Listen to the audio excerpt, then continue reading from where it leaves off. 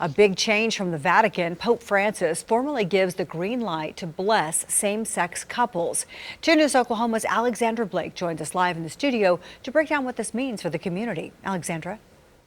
Karen, Pope Francis is now saying that priests may bless the couple. However, the Catholic Church is still reaffirming that marriage is between a man and a woman.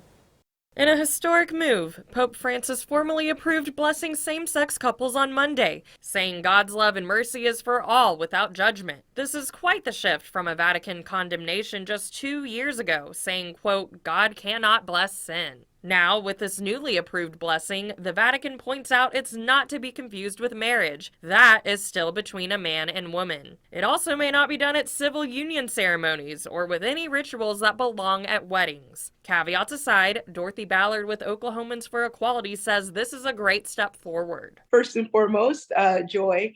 So I'm glad to see things progressing in the right direction. Not quite where we want to be yet, but I'm sure for many, many, many, many millions of Catholics, this is wonderful news. While this is wonderful news to some, our viewers left a mix of reactions on the 2 News Oklahoma Facebook page.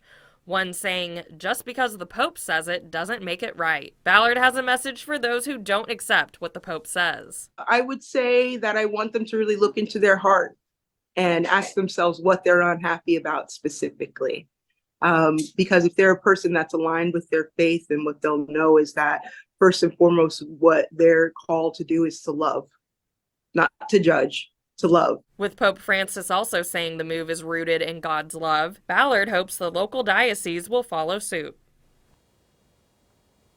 I reached out to many local Catholic churches and they all directed me to the Diocese of Tulsa, which has not yet responded to my request for a comment. Live in studio tonight, Alexandra Blake, 2 News Oklahoma.